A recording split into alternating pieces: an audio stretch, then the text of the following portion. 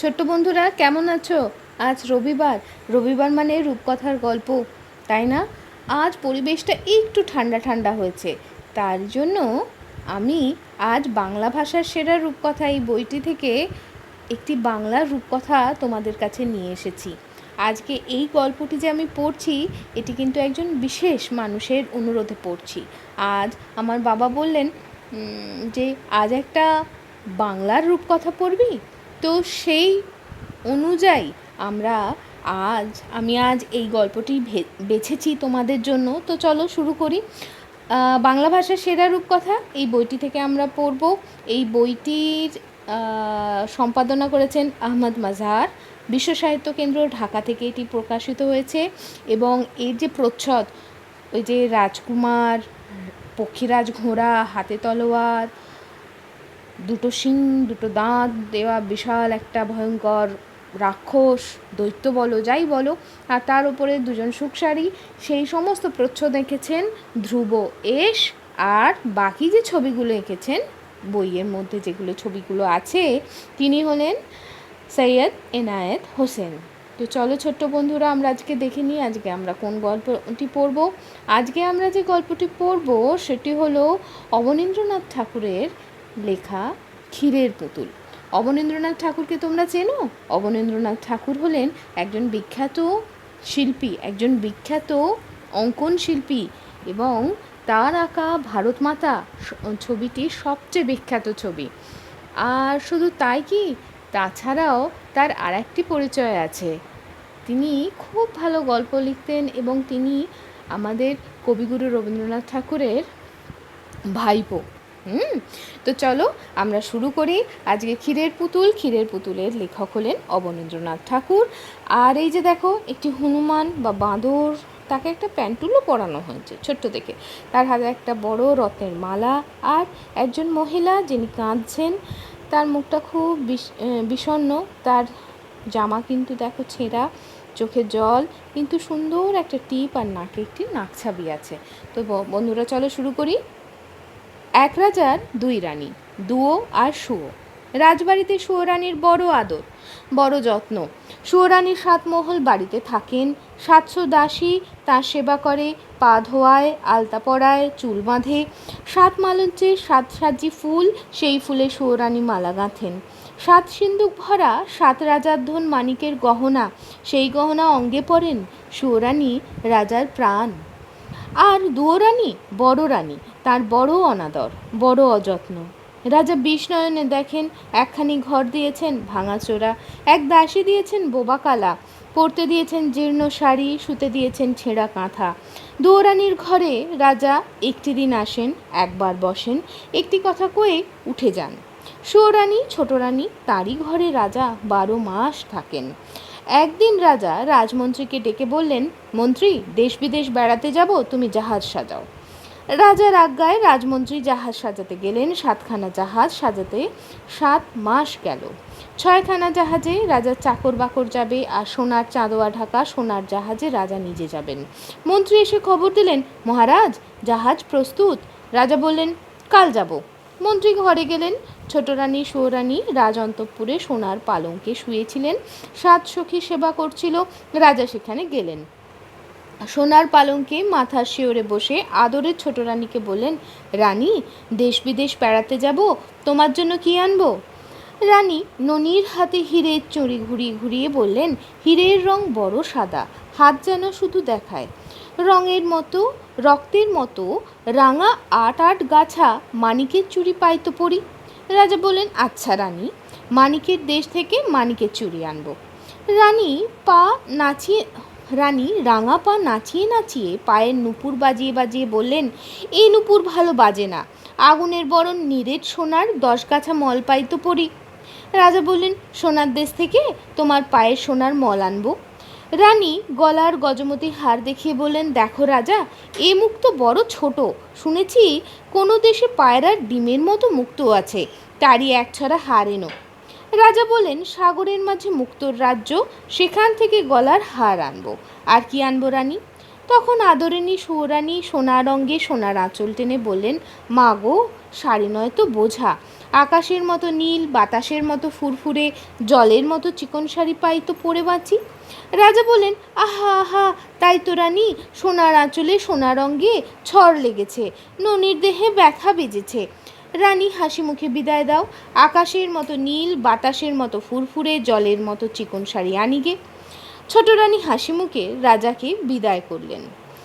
রাজা বিদায় হয়ে জাহাজে চড়বেন, মনে পড়ল দুঃখিনীর বড় রানীকে। দুয়োরানী বড় রানী ভাঙা ঘরে ছেঁড়া কাঁথায় শুয়ে কাঁদছেন।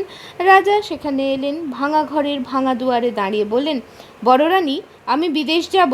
ছোট রানীর জন্যে হাতের বালা, গলার মালা, পায়ের মল, পরনের শাড়ি আনবো। তোমার জন্য কি আনবো বলে দাও, যদি কিছু স্বাদ থাকে। রানী বললেন, মহারাজ, ভালোই ভালোই তুমি ঘরে এলেই আমার সকল স্বাদ পূর্ণ হয়। তুমি যখন আমার ছিলে তখন আমার সোহাগও অনেক ছিল, স্বাদও অনেক ছিল। সোনার শাড়ি অঙ্গে পরে সাতমহল বাড়িতে হাজার হাজার আলো জ্বালিয়ে 700 সখীর মাঝে রানী হয়ে বসবার স্বাদ ছিল। সোনার পিঞ্জরে সুখসারির পায়ে সোনার নুপুর পরিয়ে দেবার স্বাদ ছিল। মহারাজ, অনেক স্বাদ ছিল, অনেক স্বাদ মিটেছে। এখন আর সোনার গহনায় সোনার শাড়িতে কি কাজ? মহারাজ, আমি কার সোহাগে হীরের বালা হাতে পরব, মতির মালা গলায় দেব, মানিকের সিঁথি মাথায় বাঁধব। মহারাজ, সেদিন কি আর আছে? তুমি সোনার গহনা দেবে, সে সোহাগ তো ফিরে দেবে না। আমার সে 700 দাসী সাতমহল বাড়ি তো ফিরে দেবে না। বনের পাখি এনে দেবে, কিন্তু মহারাজ সোনার খাঁচা তো এনে দেবে না। ভাঙা ঘরে সোনার গহনা চোর ডাকাতে লুটে নেবে, ভাঙা খাঁচায় বনের পাখি কেন ধরা দেবে?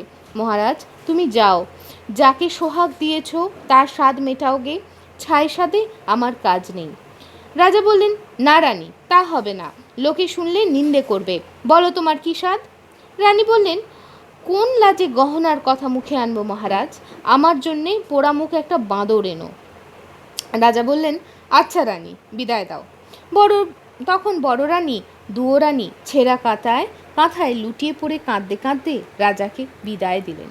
রাজা গিয়ে জাহাজে চড়লেন। সন্ধ্যাবেলা সোনার জাহাজে সোনার পাল মেলে অগাধ সাগরের নীল জল কেটে সোনার মেঘের মতো পশ্চিম মুখে ভেসে গেল।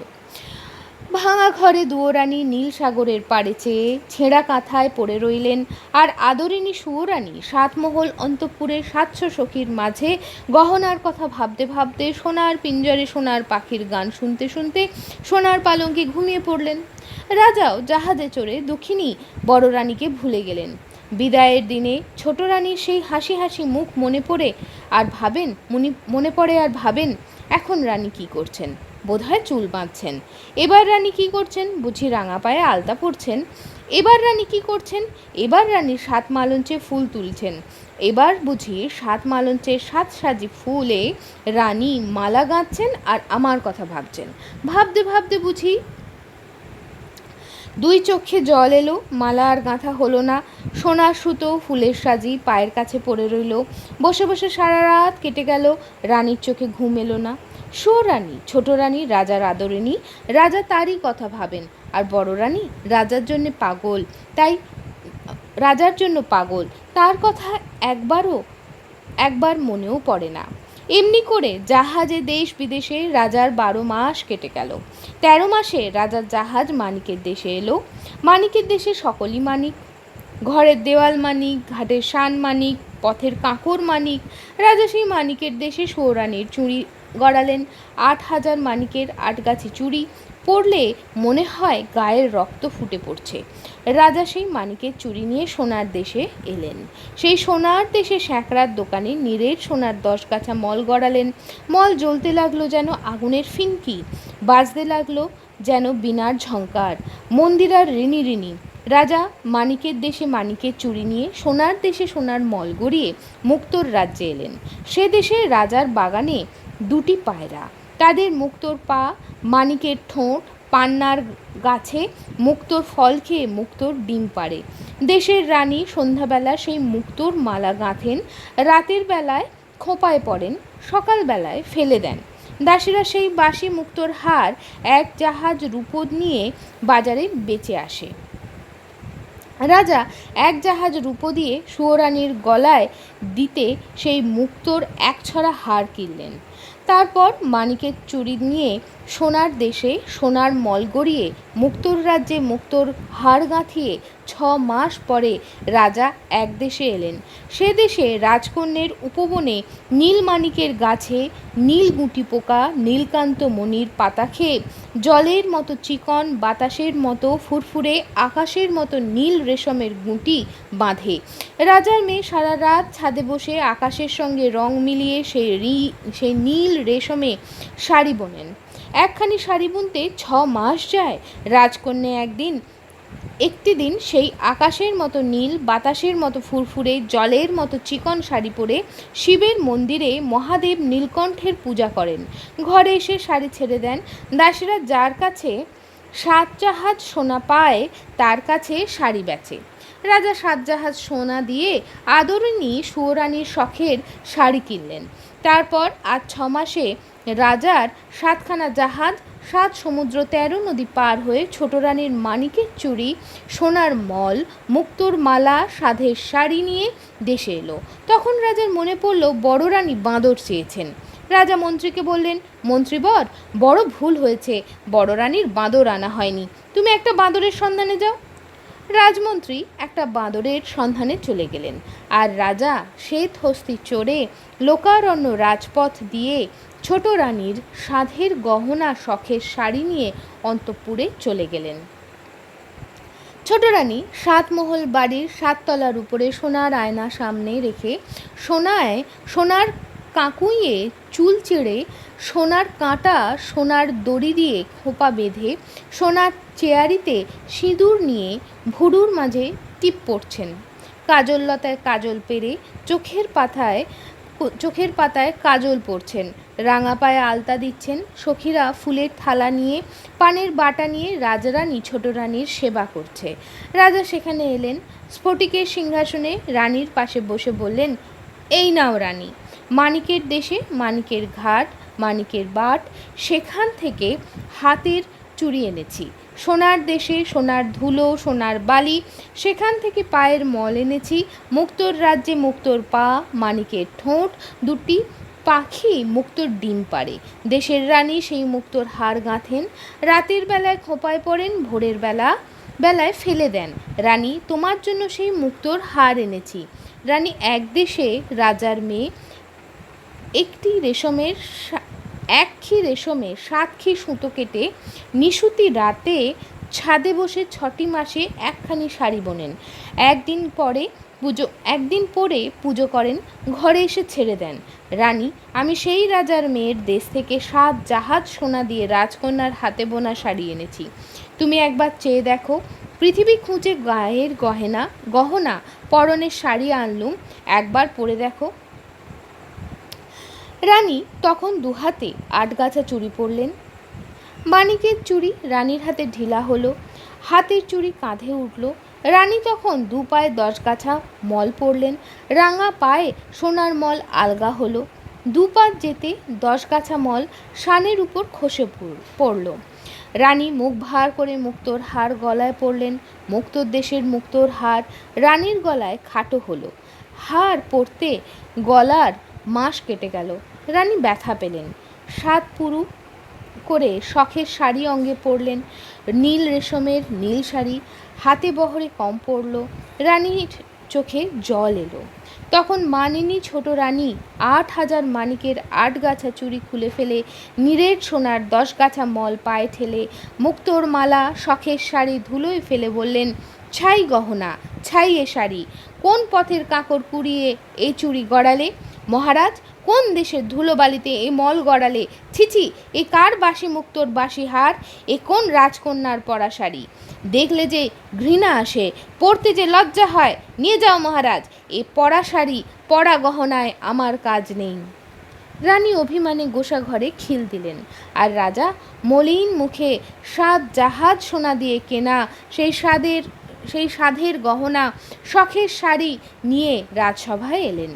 রাজমন্ত্রী রাজসিংহাসনের পাশে রাজ্যের মাঠ ঘাট দোকানপাট সন্ধান করে জাদুকরের দেশের এক বণিকের জাহাজ থেকে কানা কড়ি দিয়ে একটি বাঁদরছানা কিনে বসে আছেন। রাজা এসে বললেন, মন্ত্রীবর, আশ্চর্য হলুম, মাপ দিয়ে ছোট রানীর গায়ের গহনা, পরনের শাড়ি আনলুম, সে শাড়ি সে গহনা রানীর গায়ে হলো না। তখন সেই বনের বানর রাজার পায়ে প্রণাম করে বলল, বড় ভাগ্যবতী পুণ্যবতী না হলে দেবকন্যের হাতে বোনা, নাগকন্যের হাতে গাঁথা মায়া রাজ্যের এ মায়া গহনা, মায়া শাড়ি পরতে পায় না। মহারাজ, রাজভাণ্ডারে তুলে রাখো, যাকে বউ করবে তাকে পরতে দিও। বানরের কথায় রাজা অবাক হলেন। হাসতে হাসতে মন্ত্রীকে বললেন, মন্ত্রী, বানরটা বলে কি? ছেলেই হলো না, বউ আনবো কেমন করে? মন্ত্রী, তুমি শ্যাকরার দোকানে ছোট রানীর নতুন গহনা গড়তে দাওগে, তাঁতির তাঁতে রানীর নতুন শাড়ি বুনতে দাওগে, এ গহনা এ শাড়ি রাজভাণ্ডারে তুলে রাখো, যদি বউ ঘরে আনি তাকে পরতে দেব। রাজমন্ত্রী শ্যাকরার দোকানে ছোট রানীর নতুন গহনা গড়াতে গেলেন, আর রাজা সেই বাঁদর কোলে বড় রানীর কাছে গেলেন। দুঃখিনী বড় রানী জীর্ণ আঁচলে পা মুছিয়ে ভাঙা ঘরে ছেঁড়া কাঁথায় রাজাকে বসতে দিয়ে কাঁদতে কাঁদতে বললেন, মহারাজ বসো, আমার এই ভাঙা ঘরে ছেঁড়া কাঁথায় বসো, আমার আর কি আছে তোমায় বসতে দেব। হায় মহারাজ, কতদিন পরে তুমি ফিরে এলে, আমি এমনই অভাগিনী, তোমার জন্যে ছেঁড়া কাঁথা পেতে দিলুম। রানীর কথায় রাজার চোখে জল এলো। ভাঙা ঘরে ছেঁড়া কাঁথায় বসে বড় রানীর কোলে বাঁদরছানা দিয়ে বললেন, মহারানী, তোমার এ ছেঁড়া কাঁথা ভাঙা ঘর, ছোট রানীর সোনার সিংহাসন সোনার ঘরের চেয়ে লক্ষ গুণ ভালো। তোমার এই ভাঙা ঘরে আদর আছে, যত্ন আছে, দুটো মিষ্টি কথা আছে, সেখানে তো তা নেই, সেখানে তা তো নেই। রানী সাত জাহাজ সোনায় রানী সাত জাহাজ সোনায় দিয়ে গায়ের গহনা, পরনের শাড়ি দিয়েছি, ছোট রানী পায়ে ঠেলেছে, আর কানাকড়ি দিয়ে তোমার বাঁদর এনেছি, তুমি আদর করে কোলে নিয়েছো। রানী, আমি আর তোমায় দুঃখ দেব না, এখন বিদায় দাও, আমি আবার আসবো রানী, কিন্তু দেখো ছোট রানী যেন জানতে না পারে। তোমার কাছে এসেছি শুনলে আর রক্ষে রাখবে না, হয় তোমায় নয়তো আমায় বিষ খাওয়াবে। রাজা বড় রানীকে প্রবোধ দিয়ে গেলেন, আর বড় রানী সেই ভাঙা ঘরে দুধ কলা দিয়ে সেই বাঁদরের ছানা মানুষ করতে লাগলেন। এমনি করে দিন যায়। ছোট রানীর 7 মহলে 700 দাসীর মাঝে দিন যায়, আর বড় রানীর ভাঙা ঘরে ছেঁড়া কাঁথায় বাঁদর কোলে দিন যায়। দিনের পর দিন, মাসের পর মাস, বছরের পর বছর চলে গেল। বড় রানীর যে দুঃখ সেই দুঃখই রইল। মোটা চালের ভাত, মোটা সুতোর শাড়ি আর ঘুচল না। বড় রানী সেই ভাঙা ঘরে দুঃখের দুঃখী সাথে সাথী বনের বানরকে কোলে নিয়ে ছোট রানীর 7 মহল বাড়ি 7খানা ফুলের বাগানের দিকে চেয়ে চেয়ে কাঁদেন। বানর বড় রানীকে যখন দেখে তখনই রানীর চোখে জল। একটি দিন হাসতে দেখে না। একদিন বানর বললে, হ্যাঁ মা, তুই কাঁদিস কেন? তোর কিসের দুঃখ? রাজবাড়ির দিকে চেয়ে চেয়ে কেন কাঁদিস মা? ওখানে তোর কে আছে? রানী বললেন, ওরে বাছা, ওখানে আমার সব আছে। আমার 7 মহল বাড়ি আছে, 700 দাসী আছে, 7 সিন্দুক গহনা আছে, 7খানা মালঞ্চ আছে। আর বাছা, ওই 7 মহল বাড়িতে রাজার ছোট রানী আমার এক সতীন আছে। সেই রাক্ষসী রাজাকে জাদু করে আমার 7 মহল বাড়ি, 700 দাসী, 7 সিন্দুক গহনা কেড়ে নিয়ে ওই ফুলের মালঞ্চে সোনার মন্দিরে সুখে আছে। আমার সর্বস্ব ধন রাজাকে নিয়ে আমায় পথের কাঙালিনী করেছে। ওরে বাছা, আমার কিসের দুঃখ? আমি রাজার মেয়ে ছিলুম, রাজার বউ হলুম, 700 দাসী পেলুম, 7 মহল বাড়ি পেলুম, মনের মতো স্বামী পেলুম, সব পেলুম, তবু কে জানে কার অভিশাপে চিরদিনে পেলুম না কেবল রাজার কোলে দিতে সোনার চাঁদ রাজপুত্র।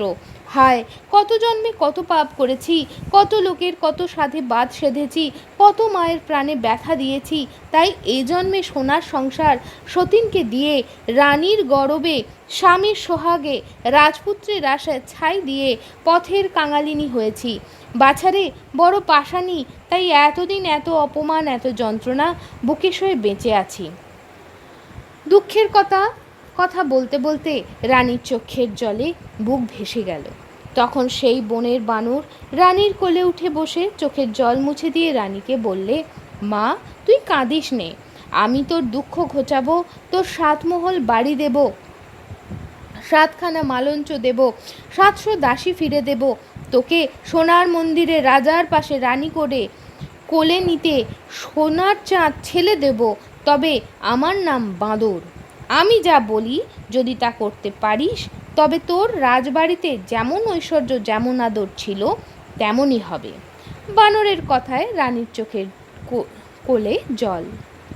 বানরের কথায় রানীর চোখের কোণে জল, ঠোঁটের কোণে হাসি এলো।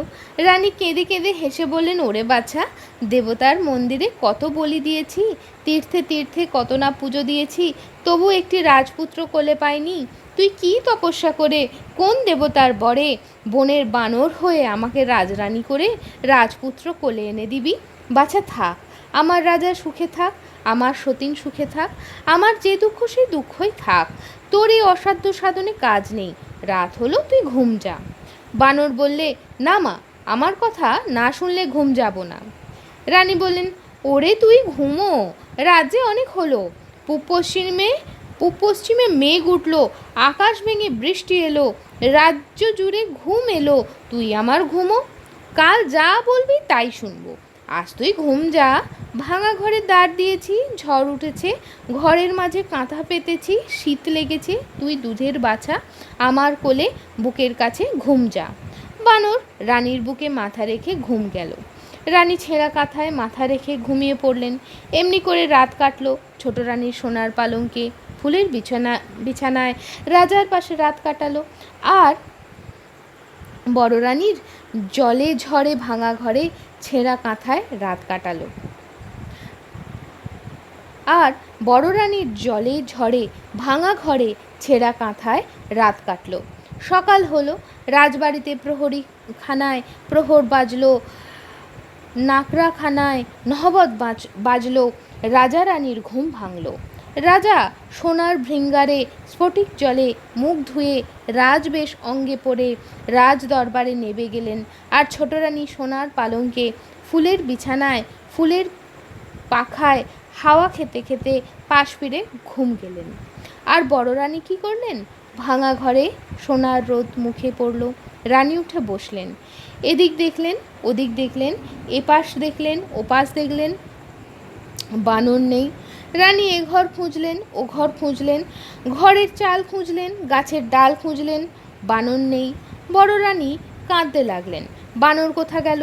বানর ভাঙা ঘরে ঘুমন্ত রানীকে একলা রেখে রাত না পোহাতে রাজ দরবারে চলে গেল। রাজা বার দিয়ে দরবারে বসেছেন। চারদিকে সভাসদ মন্ত্রী, দুয়ারে সিপাই সান্ত্রী, আশপাশে লোকের ভিড়। রানীর বানর সেই লোকের ভিড় ঠেলে সিপাই সান্ত্রীর হাত এড়িয়ে রাজার পায়ে প্রণাম করে বললে, মহারাজ, বড় সুখবর এনেছি, মায়ের আমার ছেলে হবে। রাজা বললেন, ওরে বানর, বলিস কি? এ কথা কি সত্যি? বড় রানী দুয়োরানী তার ছেলে হবে? দেখিস, এ কথা যদি মিথ্যা হয় তো তোকেও কাটবো, আর তোর মা দুয়োরানীকেও কাটবো। বানর বললে, মহারাজ, সে ভাবনা আমার, এখন আমায় খুশি করো, আমি বিদায় হই। রাজা গলার গজমতি হার খুলে দিয়ে বানরকে বিদায় করলেন।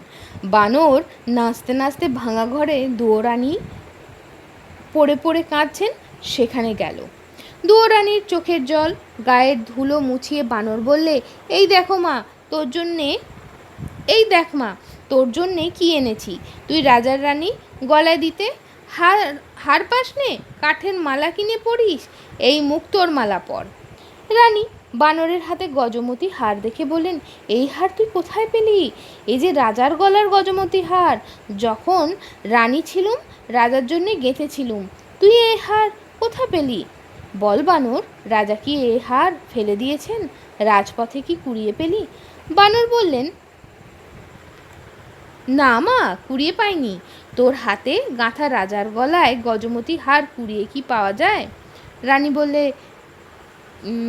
তবে কি রাজার ঘরে চুরি করলি? বানর বললে, ছিছি মা, চুরি কি করতে আছে? আজ রাজাকে সুখবর দিয়েছি, তাই রাজা হার দিয়ে খুশি করেছেন। রানী বললেন, ওরে বাছা, তুই যে দুঃখীর সন্তান, বনের বানর, ভাঙা ঘরে দুঃখিনীর কোলে শুয়ে রাজাকে দিতে কি সুখের সন্ধান পেলি যে রাত না পোহাতে রাজবাড়িতে ছুটে গেলি? বানর বললে, মা, আমি স্বপ্ন পেয়েছি আমার যেন ভাই হয়েছে, তোর কোলে খোকা হয়েছে, সেই খোকা যেন রাজসিংহাসনের রাজা হয়েছে। তাই ছুটে রাজাকে খবর দিলুম রাজামশাই মায়ের খোকা হবে। তাইতে রাজা খুশি হয়ে গলার হার খুলে দিলেন। রানী বললেন, ওরে রাজা, আজ শুনলেন ছেলে হবে, কাল শুনবেন মিছে কথা। আজ রাজা গলায় দিতে হার দিলেন, কাল যে মাথা নিতে হুকুম দেবেন।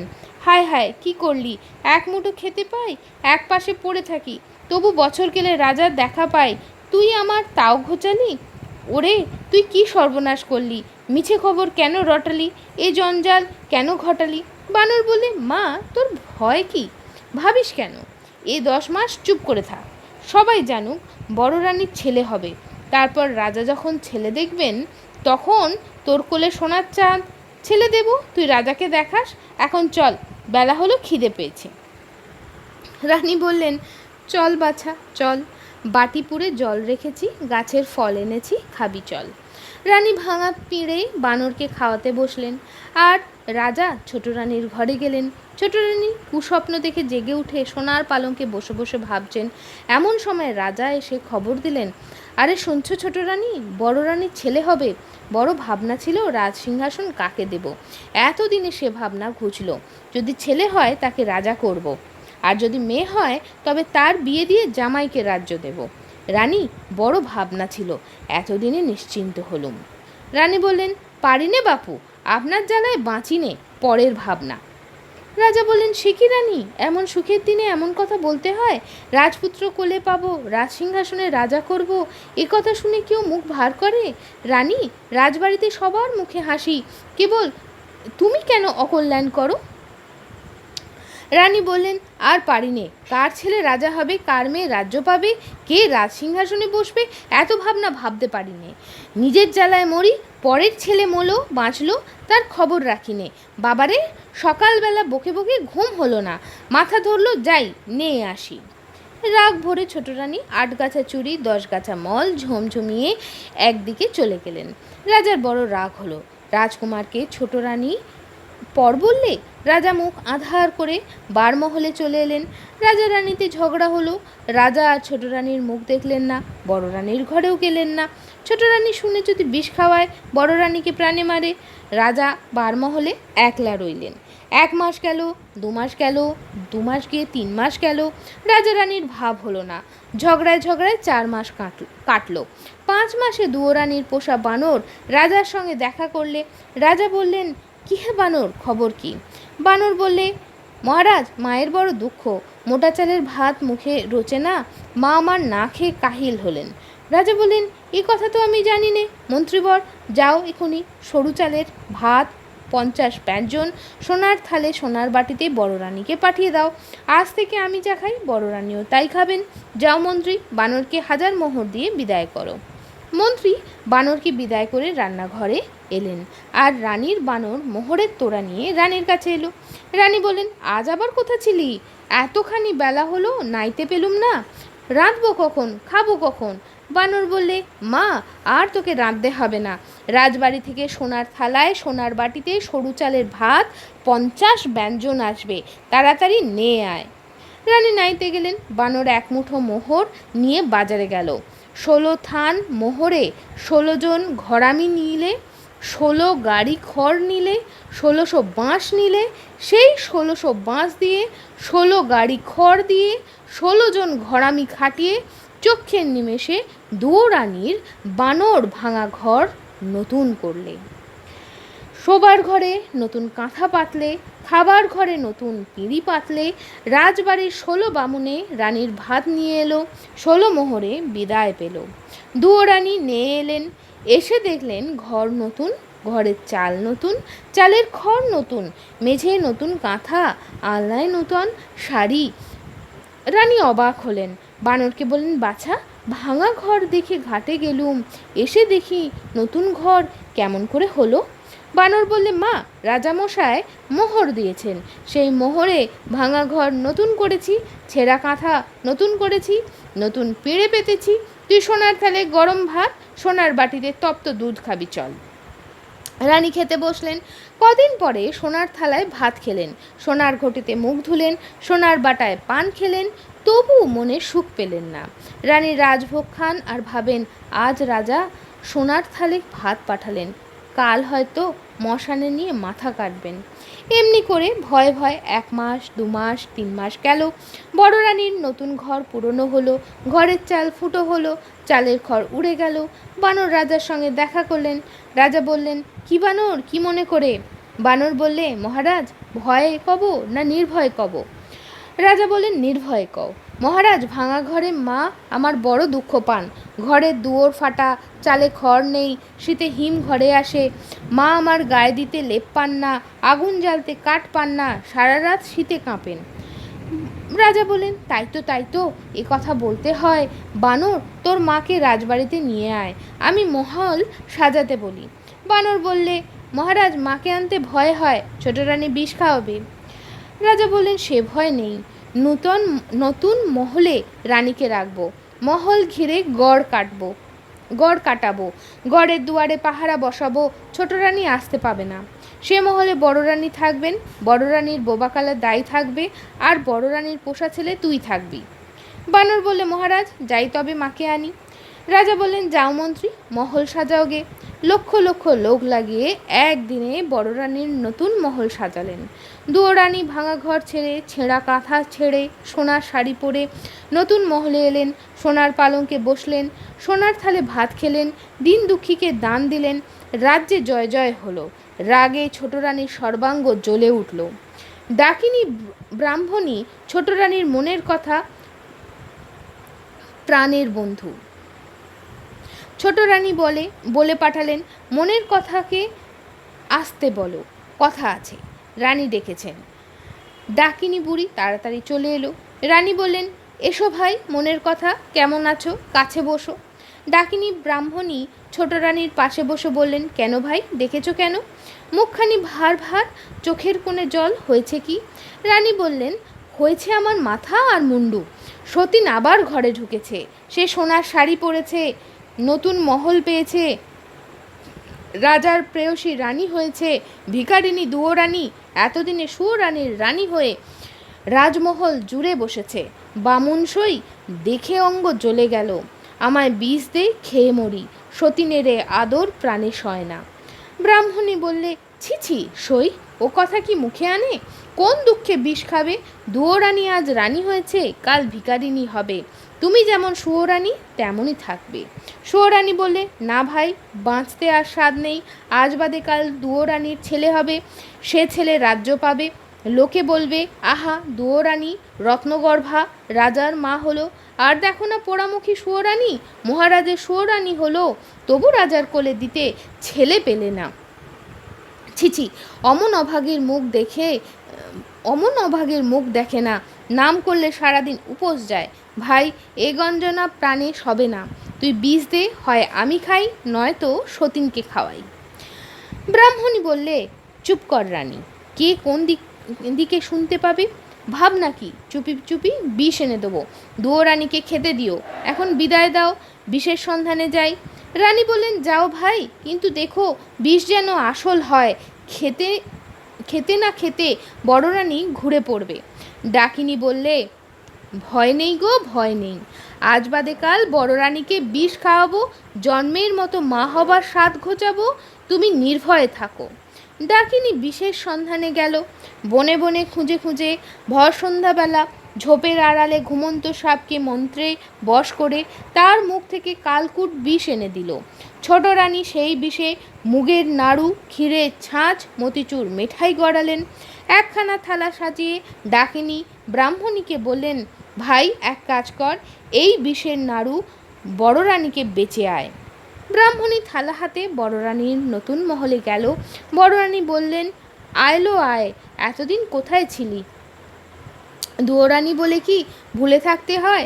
ডাকিনী বললে, সে কি গো, তোমাদের খাই, তোমাদের পড়ি, তোমাদের কি ভুলতে পারি?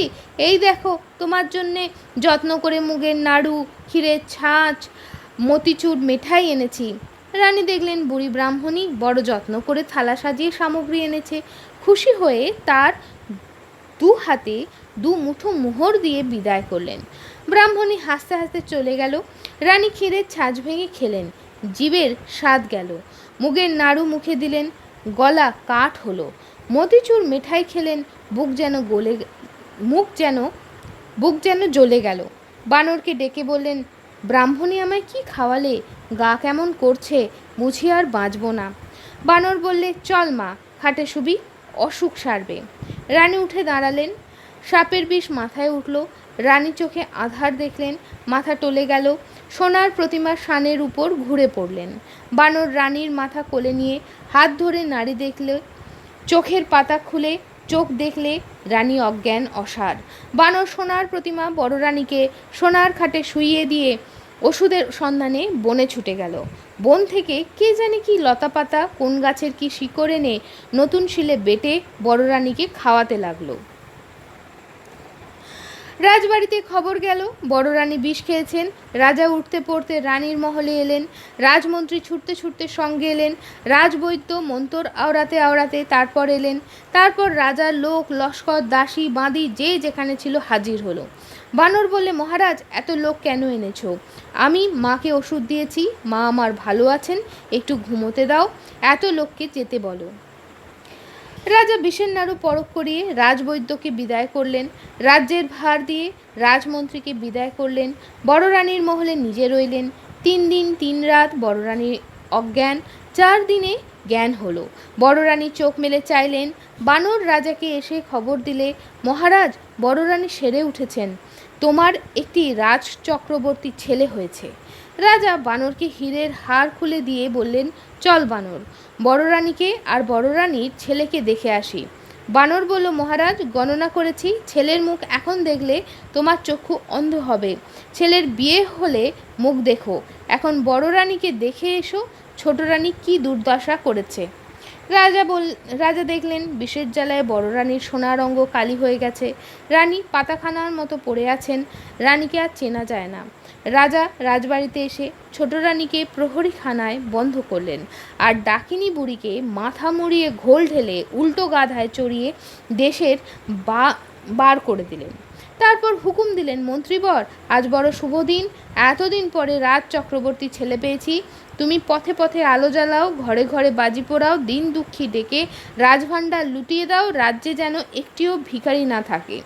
মন্ত্রী রাজার আজ্ঞায় নগরের পথে পথে আলো দিলেন, ঘরে ঘরে বাজি পোড়ালেন, দিন দুঃখীকে রাজভাণ্ডার লুটিয়ে দিলেন। রাজ্যের জয় জয়কার হলো। এমনি করে নিত্য নতুন আমোদে দেবতার মন্দিরে পূজা দিয়ে মা কালীর পায়ে বলি দিয়ে দেখতে দেখতে 10 বৎসর কেটে গেল। রাজা বানরকে ডেকে বললেন, 10 বৎসর তো পূর্ণ হলো, এখন ছেলে দেখো। বানর বললে, মহারাজ, আগে ছেলের বউ ঠিক করো, তারপর তার বিয়ে দাও, তারপর মুখ দেখো, এখন ছেলে দেখলে অন্ধ হবে। রাজা বানরের কথায় দেশ বিদেশে ভাট পাঠালেন। কত দেশের কত রাজকন্যার সন্ধান এলো, একটিও রাজার মনে ধরল না। শেষে পাটলি দেশের রাজার ভাট সোনার কৌটায় সোনার প্রতিমা রাজকন্যার ছবি নিয়ে এলো। কন্যার অঙ্গের বরণ কাঁচা সোনা, জোড়া ভুরু, বাঁকা ধনু, 2টি চোখ টানা টানা, 2টি ঠোঁট হাসি হাসি, এলিয়ে দিলে মাথার কেশ পায়ে পড়ে। রাজা সেই কন্যা পছন্দ হলো। বানরকে ডেকে বললেন, ছেলের বউ ঠিক করেছি, কাল শুভ দিনে শুভ লগ্নে বিয়ে দিতে যাব। বানর বললে, মহারাজ, কাল সন্ধ্যাবেলা বেহারা দিয়ে বরের পালকি মায়ের দুয়ারে পাঠিয়ে দিও, বরকে নিয়ে বিয়ে দিতে যাব। রাজা বললেন, দেখো বাবু, 10 বৎসর তোমার কথা শুনেছি, কাল ছেলে না দেখালে অনর্থ করব। বানর বললে, মহারাজ, সে ভাবনা নেই, তুমি বেহাই বাড়ি চলে যাও, আমরা কাল বর নিয়ে যাব। রাজা পাছে রানীর ছেলেকে দেখে ফেলেন, পাছে চক্ষু অন্ধ হয়, সেই ভয়ে তাড়াতাড়ি বেহাই বাড়ি চলে গেলেন। আর বানর নতুন মহলে বড় রানীর কাছে গেল। বড় রানী ছেলের বিয়ে শুনে অবধি পড়ে পড়ে কাঁদছেন আর ভাবছেন, ছেলে কোথা পাবো, এবার রাজাকে কী ছলে ভোলাবো। বানর এসে বললে, মা গো মা, ওঠো, চেলির জোর আনো, মাথায় টোপর আনো, ক্ষীরের ছেলে গড়ে দে, বর সাজিয়ে বিয়ে দিয়ে আনি। রানী বললেন, বাছারে, প্রাণে কি তোর ভয় নেই? কোন সাহসে ক্ষীরের পুতুল বর সাজিয়ে বিয়ে দিতে যাবি? রাজাকে কি ছলে ভোলাবি? বাছা, কাজ নেই ছল করে, রাজার প্রেয়সী হলুম, সেই পাপে সতীন বিষ খাওয়ালে, ভাগ্যে ভাগ্যে বেঁচে উঠেছি, আবার কোন সাহসে রাজার সঙ্গে ছল করব? বাছা, ক্ষান্ত দে, কেন আর পাপের বোঝা বাড়াস? তুই রাজাকে ডেকে আন, আমি সব কথা খুলে বলি। বানর বললে, রাজাকে পাবো কোথা? দুদিনের পথ, কোণের বাড়ি। রাজা সেখানে গেছেন। তুই কথা রাখ, ক্ষীরের বর গড়ে দে। রাজা পথ চেয়ে আছেন, কখন বর আসবে, বর না এলে বড় অপমান। মা তুই ভাবিস নে, ক্ষীরের পুতুল বিয়ে দিতে পাঠালি, যদি ষষ্ঠীর কৃপা হয় তবে ষষ্ঠীদাস শেঠের বাছা কোলে পাবি। রানী বানরের ভরসায় বুক বেঁধে মনের মতো ক্ষীরের ছেলে গড়লেন। তাকে চেলির জোর পরালেন, সোনার টোপর পরালেন, জোরের জুতো পায়ে দিলেন। বানর চুপি চুপি ক্ষীরের বর পালকিতে তুলে রঙিন ঢাকা নামিয়ে দিলে। বরের কেবল দুখানি ছোট পা, দুপাটি জোরের জুতো দেখা যেতে লাগলো। 16 জন কাহার বরের পালকি কাঁধে তুললে। বানর মাথায় পাগড়ি, কোমরে চাদর বেঁধে, নিশে নুড়িয়ে, ঢাক বাজিয়ে, আলো জ্বালিয়ে ক্ষীরের পুতুলের বিয়ে দিতে গেল। রানী আধারপুরে একলা বসে বিপদভঞ্জন বিঘ্নহরণকে ডাকতে লাগলেন। এদিকে বর নিয়ে 16 কাহার, মশাল নিয়ে মশালধারী, ঢাক ঢোল নিয়ে ঢাকি ঢুলি, ঘোড়ায় চড়ে বরযাত্রী সারা রাত বাঁশি বাজিয়ে, আলো জ্বালিয়ে, ঘোড়া হাঁকিয়ে দিগনগরে এসে পড়ল। দিগনগরে দিঘির ধারে ভোর হলো, মশাল পুড়ে পুড়ে নিভে গেল, ঘোড়া ছুটে ছুটে বেদম হলো, কাহার পালকি বয়ে হয়রান হলো, ঢাক পিটে পিটে ঢাকির হাতে খিল ধরল। বানর দিঘির ধারে তাঁবু ফেলতে হুকুম দিলে। দিঘির ধারে ষষ্ঠীতলায় বরের পালকি নামিয়ে কাহারদের ছুটি দিলে। মন্ত্রীকে ডেকে বলে দিলেন, মন্ত্রীমশাই, রাজার হুকুম, বরকে যেন কেউ না দেখে। আজকের দিনে বর দেখলে বড় অমঙ্গল। মন্ত্রী রাজার হুকুম জারি করলেন। রাজার লোকজন দিঘির জলে নেয়ে রেঁধে বেড়ে খেয়ে তাঁবুর ভিতর শুয়ে রইল। বটগাছের দিকে এলো না। গাঁয়ের বৌঝি ষষ্ঠী ঠাকুরনের পুজো দিতে এলো। রাজার পাহারা হাঁকিয়ে দিলে। সেদিন বটতলায় ষষ্ঠী ঠাকুরনের পুজো হলো না। ষষ্ঠী ঠাকুরন খিদের জ্বালায় অস্থির হলেন। তেষ্টায় গলা শুকিয়ে কাঠ হলো। বানর মনে মনে হাসতে লাগলো। এমনি বেলা অনেক হলো, ষষ্ঠী ঠাকুরনের মুখে জল বিন্দু পড়ল না। ঠাকুরন কাঠামোর ভিতর ছটপট করতে লাগলেন। ঠাকুরনের কালো বেড়াল মিউ মিউ করে কাঁদতে লাগলো। বানর তখন মনে মনে ফন্দি এঁটে পালকির দরজা খুলে রেখে আড়ালে গেল। ষষ্ঠী ঠাকুরন ভাবলেন, আপদ গেল। কাঠফাটা রোদে কাঠামো থেকে বার হয়ে নৈবেদ্যের ছোলাটা কলাটা সন্ধান করতে লাগলেন। খুঁজতে খুঁজতে দেখেন পালকির ভিতর ক্ষীরের পুতুল। ঠাকুরন আর লোভ সামলাতে পারলেন না। মনে মনে ঘুম পাড়েনি মাসি পিসিকে স্মরণ করলেন। দিগনগরের যখন দিন, ঘুমের দেশে তখন রাত। ঘুম পাড়ানি মাসি পিসি সারা রাত দিগনগরে ষষ্ঠীর দাস শেঠের বাছা ছেলেদের চোখে ঘুম দিয়ে সকালবেলা ঘুমের দেশে রাজার মেয়েকে ঘুম পাড়িয়ে অনেক বেলায় একটুখানি চোখ বুঝেছেন। এমন সময় ষষ্ঠী ঠাকুরনের ডাক পড়ল। ঘুম দেশে ঘুম পাড়ানি মাসি জেগে উঠলেন, ঘুম পাড়ানি পিসি উঠে বসলেন। দুই বোনে ঘুমের দেশ ছেড়ে দিগনগরে এলেন। ষষ্ঠীর পায়ে প্রণাম করে বললেন, ঠাকুরন, দিনে দুপুরে ডেকেছেন কেন? ঠাকুরন বললেন, বাছারা, এতখানি বেলা হলো, এখনো ভোগ পায়নি। তোরা একটি কাজ কর, দেশের যে যেখানে আছে ঘুম পাড়িয়ে দে, আমি ডুলির ভিতর ক্ষীরের পুতুলটি খেয়ে আসি। ষষ্ঠী ঠাকুরনের কথায় মাসি পিসি মায়া করলেন। দেশের লোক ঘুমিয়ে পড়ল। মাঠের মাঝে রাখাল, ঘরের মাঝে খোকা, খোকার পাশে খোকার মা, খেলা ঘরে খোকার দিদি ঘুমিয়ে পড়ল। ষষ্ঠীতলায় রাজার লোকজন, পাঠশালায় গাঁয়ের ছেলেপিলে ঘুমিয়ে পড়ল। রাজার মন্ত্রী হুঁকোর নলমুখী ঘুমিয়ে পড়লেন। গাঁয়ের গুরু বেত হাতে ঢুলে পড়লেন। দিগনগরে দিনে দুপুরে রাত এলো। মাসি পিসি সবার চোখে ঘুম দিলেন। জেগে রইল গাঁয়ের মাঝে রাস্তার শেয়াল কুকুর, দিঘির ধারে রাজার হাতি ঘোড়া, বনের মাঝে বনের পাখি, গাছের ডালে রানীর বানর, আর জেগে রইল ষষ্ঠীর দাস বনের বেড়াল, জলের বেড়াল, গাছের বেড়াল, ঘরের বেড়াল। ষষ্ঠী ঠাকুরন তখন ডুলি খুলে ক্ষীরের ছেলে হাতে নিলেন। ক্ষীরের গন্ধে গাছ থেকে কাঠ বেড়াল নেমে এলো, বন থেকে বন বেড়াল ছুটে এলো, জল থেকে উদবেড়াল উঠে এলো। কোনো বেড়াল কোন ছেড়ে ষষ্ঠীতলায় চলে এলো। ষষ্ঠী ঠাকুরন ক্ষীরের ছেলের 10টি আঙুল বেড়ালদের খেতে দিলেন। নিজের ক্ষীরের হাত, ক্ষীরের পা, ক্ষীরের বুক, পিঠ, মাথা খেয়ে ক্ষীরের 2টি নাক ক্ষীরের দুটি কান মাসি পিসির হাতে দিয়ে বিদায় করলেন। মাসি পিসি ঘুমের দেশে চলে গেলেন। দিগনগরে দিঘির ঘাটে বরযাত্রীর ঘুম ভাঙল। গায়ের ভিতর ঘরে ঘরে গ্রামবাসীর ঘুম ভাঙল। ষষ্ঠী ঠাকুরন তাড়াতাড়ি মুখ মুছে কাঠামোয় ঢুকতে যাবেন, এমন সময় বানর গাছ থেকে লাফিয়ে পড়ে বললে, ঠাকুরন পালাও কোথা, আগে ক্ষীরের ছেলে দিয়ে যাও, চুরি করে ক্ষীর খাওয়া ধরা পড়েছ, দেশ বিদেশে কলঙ্ক রটাবো। ঠাকুরন ভয় পেয়ে বললেন, মর, এ মুখ পোড়া বলে কি, সরসার, আমি পালাই, লোকে আমায় দেখতে পাবে। বানর বললে, তা হবে না, আগে ছেলে দাও, তবে ছেড়ে দেব, নয়তো কাঠামো শুদ্ধ আজ তোমায় জলে ডুবিয়ে যাব, দেবতা হয়ে ক্ষীর চুরির শাস্তি হবে। ঠাকুরন লজ্জায় মরে গেলেন। ভয় কাঁপতে কাঁপতে বললেন, বাছা চুপ কর, কি কোন দিকে শুনতে পাবে, তোর ক্ষীরের ছেলে খেয়ে ফেলেছি, ফিরে পাবো কোথা, ওই বটতলায় আমার ছেলেরা খেলা করছে, তোর যেটিকে পছন্দ সেটিকে নিয়ে বিয়ে দিয়ে যা, আমার বরে দুয়োরানী তার আপনার ছেলের মতো দেখবে, আমার বরে দুয়োরানী তাকে আপনার ছেলের মতো দেখবে, এখন আমায় ছেড়ে দে। বানর বলে, কই ঠাকুরন, বটতলায় তো ছেলেরা নেই, আমায় দিব্যচক্ষু দাও, তবে তো ষষ্ঠীর দাস শেঠের বাচ্চাদের দেখতে পাবো। ষষ্ঠী ঠাকুরন বানরের চোখে হাত বোলালেন, বানরের দিব্যচক্ষু হলো।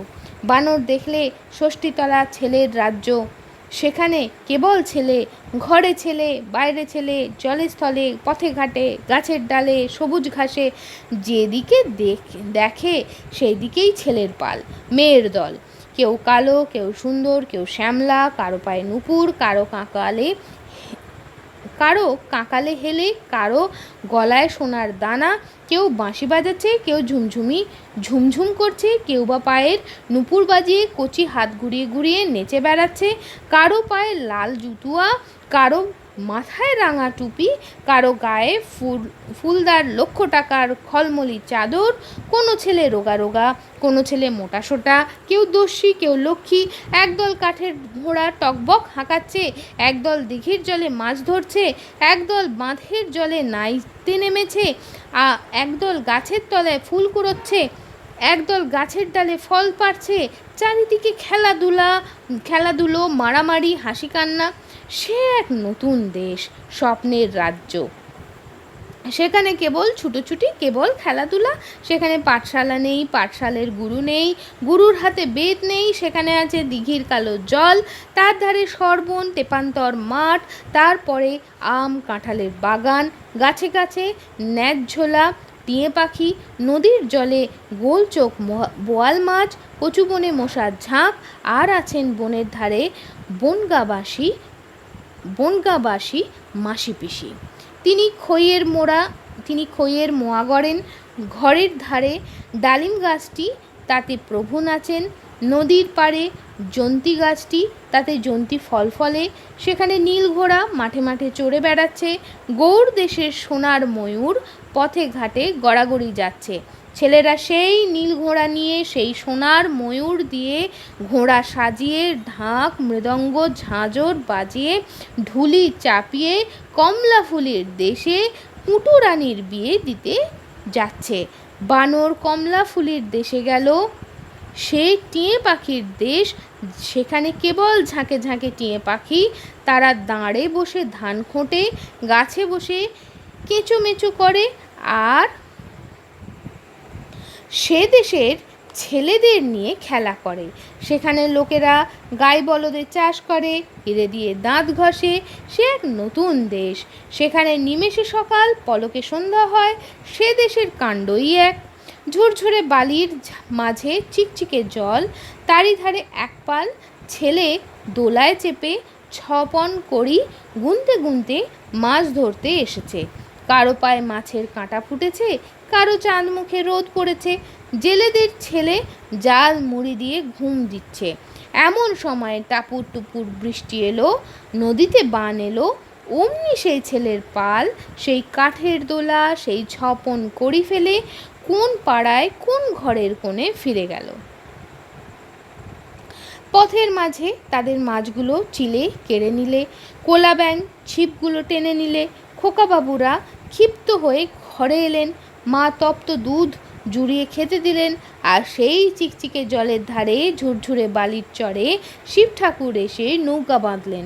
তার সঙ্গে 3 কন্যে, 1 কন্যে রাঁধলেন বাড়লেন, 1 কন্যে খেলেন, আর 1 কন্যে না খেয়ে বাপের বাড়ি গেলেন। বানর তার সঙ্গে বাপের বাড়ির দেশে গেল। সেখানে জলের ঘাটে মেয়েগুলো নাইতে এসেছে, কালো কালো চুলগুলো ঝাড়তে লেগেছে। ঘাটের দুপাশে 2 রুই কাতলা ভেসে উঠল। তার একটি গুরু ঠাকুর নিলেন, আর একটি নায়ে ভরা দিয়ে টিয়ে আসছিল সে নিলে। তাই দেখে ভোঁদর টিঁকে 1 হাতে নিয়ে আর মাছকে 1 হাতে নিয়ে নাচতে আরম্ভ করলে। ঘরের দুয়ারে খোকার মা খোকাবাবুকে নাচিয়ে নাচিয়ে বললেন, ওরে ভোঁদর ফিরে যা, খোকার নাচন দেখে যা। বাঁদর দেখল ছেলেটি বড় সুন্দর, যেন সোনার চাঁদ। তাড়াতাড়ি ছেলেটিকে কেড়ে নিলেন। অমনি ষষ্ঠীতলার সেই স্বপ্নের দেশ কোথায় মিলিয়ে গেল। ন্যায্যলা টিয়ে পাখি আকাশ সবুজ করে কোন দেশে উড়ে গেল। শিব ঠাকুরের নৌকা কোন দেশে ভেসে গেল। ঘাটের মেয়েরা ডুরে শাড়ি ঘুরিয়ে পড়ে চলে গেল। ষষ্ঠীর দেশে কুনো বেড়াল কোমর বেঁধে শাশুড়ি ভোলাতে উড়কি ধানের মুড়কি নিয়ে চাল মিনছে কাহার নিয়ে 4 মাগি দাসী সঙ্গে আম কাঁঠালের বাগান দিয়ে পুঁটুরানিকে শ্বশুর বাড়ি নিয়ে যেতে যেতে আমতলার অন্ধকারে মিশে গেল। তেঁতুল গাছের ভোঁদরগুলো নাচতে নাচতে পাতার সঙ্গে মিলিয়ে গেল। দেশটা যেন মাটির নিচে ডুবে গেল। বানর দেখলে কোথায় ষষ্ঠী ঠাকুরন, কোথায় কে। বটতলায় দিঘির ধারে ছেলে কোলে একলা দাঁড়িয়ে আছে। তখন বানর লোকজন ডেকে সেই সোনার চাঁদ ছেলেটিকে পালকি চড়িয়ে আলো জ্বালিয়ে বাদ্যি বাজিয়ে সন্ধ্যাবেলা দিকনগর ছেড়ে গেল। এদিকে পাটলি দেশে বেয়াই বাড়ি বসে বসে রাজা ভাবছেন, বানর এখনো এলো না, আমার সঙ্গে ছল করলে রাজ্যে গিয়ে মাথা কাটবো। বিয়ের কনেটি ভাবছে, না জানি বর দেখতে কেমন। কনের মা বাপ ভাবছে, আহা বুকের বাছা পর হয়ে কার ঘরে চলে যাবে। রাজবাড়ির চাকর দাসীরা ভাবছে, কাজ কখন সারা হবে, ছাদে উঠে বর দেখব। এমন সময় গুরু গুরু ঢোল বাজিয়ে পোঁ পোঁ বাঁশি বাজিয়ে টকবক ঘোড়া হাঁকিয়ে ঝকমক আলো জ্বালিয়ে বানর বর নিয়ে এলো। রাজা ছেলেকে হাত ধরে সভায় বসালেন। কনের বাপ বিয়ের সভায় মেয়ের হাত জামাইয়ের হাতে সঁপে দিলেন। পাড়াপড়শি বরকে বরণ করলে, দাস দাসী শাঁখ বাজালে, হুলু দিলে বরকনের বিয়ে হলো।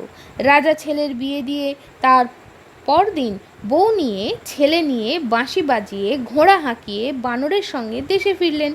পাটলি দেশের রাজার বাড়ি এক রাত্রিরে শূন্য হয়ে গেল। মা বাপের কোলের মেয়ে পরের ঘরে চলে গেল। এদিকে রাজার দেশে বড় রানী 2 দিন 2 রাত কেঁদে ভেবে ভেবে ভোরবেলা ঘুমিয়ে ঘুমিয়ে স্বপ্ন দেখছেন।